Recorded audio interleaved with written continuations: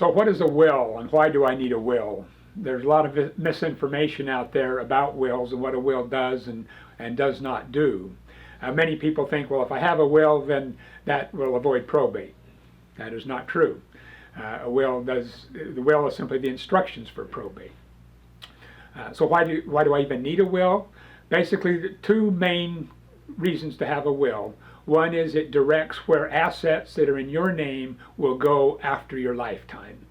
There may be some other ways to do that, through the use of trust, through the use of jointly held property, but if it's not in a trust, if it's not some kind of right of survivorship or some sort of official beneficiary designation, your will determine where the property will go after your lifetime if it's in your name.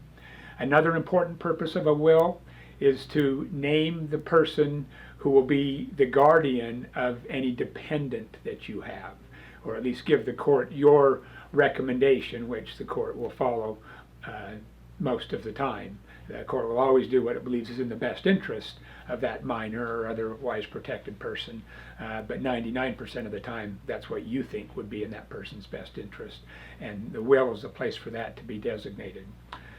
But like I said, a will does not avoid probate, and if probate avoidance is important, then there are other estate planning vehicles and planning opportunities that you need to take a look at.